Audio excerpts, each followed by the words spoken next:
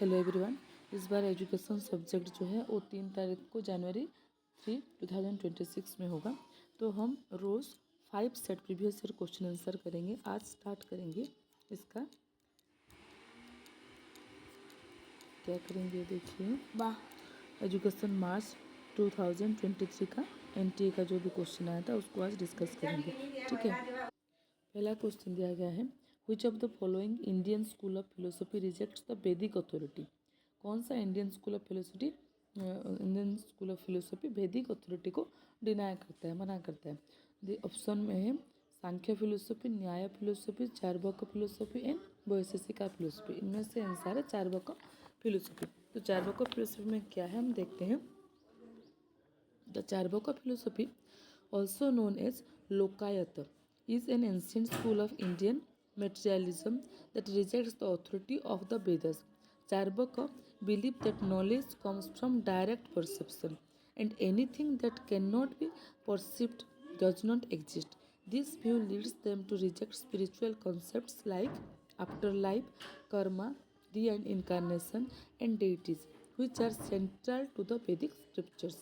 Instead, they advocate for a hedonistic approach to life, emphasizing direct enjoyment and material well-being. The Charvaka philosophy is unique amongst Indian philosophies due to its radical materialism and rejection of metaphysical and moral assertions. अभी second question देखेंगे। A social process takes place when there is. Social process कब start होता है? When there is an integration, an assimilation, a competition और a conflict. Option दिया गया है ये सब। तो इसमें से आंसर क्या होगा? हमारा आंसर है एन एसिमिलेशन। तो इसका मतलब क्या है हम देखते हैं। एसिमिलेशन क्या है? Assimilation is a social process where individuals or groups adopt the customs, attitudes and behaviors of another culture. Often the dominant one, जो भी dominant culture होता है, thereby becoming a part of the culture. उस जो नया culture है उसमें वो assimilate हो जाता है, मतलब mix up हो जाता है. This process can occur voluntarily, as in the case of immigrants adopting the culture of their host country, or involuntarily, as in the case of colonial subjects being forced to adopt the culture of their colonizers. जो colonial होते हैं, जैसे Britishers आए हमारे India में, हम अंग्रेजी सीखे कि नहीं, उस टाइप का उनका कल्चर भी थोड़ा इफेक्ट कर गया हम लोगों को। तो assimilation can result in the loss of unique cultural identity. जो हमारा यूनिक कल्चर है उसको इफेक्ट करता है। And practices but can also lead to greater social integration and cohesion. जो सोशल इंटीग्रेशन है उसमें वो काम आता है। अभी थर्ड क्वेश्चन देखेंगे। Which of the following perspective examines how family members and intimate couples interact on a daily basis and arrive at a shared understanding of their situation. इसमें आंसर दिया गया है conflict theory perspective, functional theory perspective, social interaction theory perspective, conversation theory perspective. तो इसमें से answer होगा social interaction theory perspective. तो third question का आंसर दिया गया है the social interaction theory perspective emphasizes that family members and intimate couples interact daily, leading to a shared understanding of their situation. It underscores the importance of reciprocal influence and interaction in the formation of self and societal structures. It gives paramount importance to face-to-face interactions whereby individuals interpret the social world around them and act based on those interpretations. Through continuous interactions, individuals can charge their role and identities, leading to a different understanding of their circumstances. हम जो भी घर में लोग रहते हैं आपस में बात करते हैं कि नहीं, हमारा सिचुएशन क्या है, किसके साथ कैसे बिहेवियर करना चाहिए, कौन हमें कैसे बिहेवियर दिखा रहा है, तो उससे क्या होता है सोशल इंटरेक्शन होता है। तो सोशल इंटरेक्शन थ्योरी पर्सपेक्टिव में फैमिली मेम्बर्स और के जो बातचीत वो काम करता है। नेक्स्ट क्वेश्चन दिया गया है care education has been focused bye.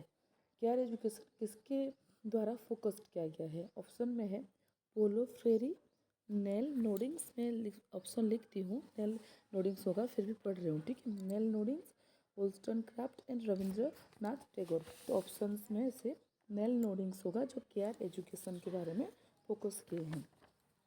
देखो, Nel Noddings is known for her work on ethics of care or care education. She argues that caring should be a foundation for ethical decision making and emphasizes the significance of empathy, compassion, and responsiveness to others in fostering a caring educational environment. Noding believes that a caring relationship is fundamental to the learning process and that the educator's role is not just to impart knowledge but also to nurture the student's potential and foster personal development. मतलब educator बस पढ़ाना नहीं चाहिए उनको उनको उसका emotionally connect होना चाहिए बच्चों के साथ। उनका जो भी प्रॉब्लम्स है, जो भी पोटेंशियल्स है, उसको देख के उस हिसाब से काम करना चाहिए। किसने कहा था? नेल नोडिंग साहब ने कहा था। नेक्स्ट क्वेश्चन है हमारा, which of the following is not an input function of the structural functional analysis as specified by Gabriel Almond. तो ऑप्शन में जो भी दिया गया है उसमें से हमारा आंसर है रूल एप्लीकेशन। ठीक है, देखते हैं इसको। Gabriel almonds structural Gabriel Almond's structural functional analysis has several input and output functions. Rule application is not an input function. Instead, it is an output function. Input functions include interest articulation, political socialization, and recruitment and political communication.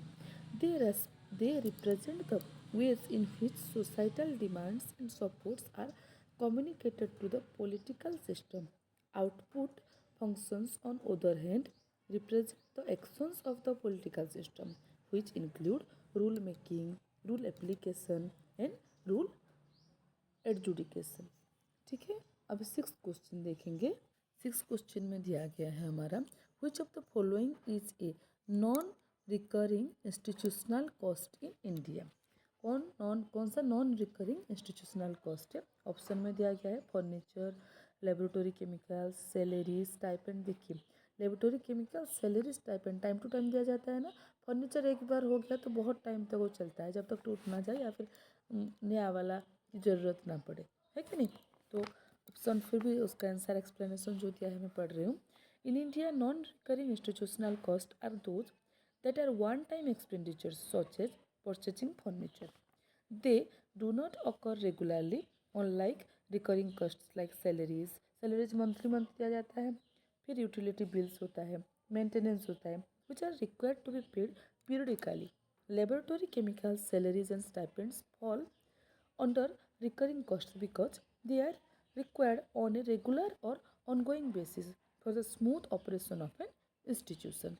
ठीक है, अभी 7 question देखेंगे। विच of the following is a tool use for analysing the development of A policy. कौन सा tool use किया जाता है एक पॉलिसी डेवलपमेंट के लिए? फर्स्ट दिया है policy decision, policy assessment tool, policy analysis tool, policy cycle. तो इसमें से आंसर क्या दिया गया है हमारा? Policy cycle. कैसे देखते हैं? Policy cycle, the policy cycle is a tool used for analyzing the development of a policy.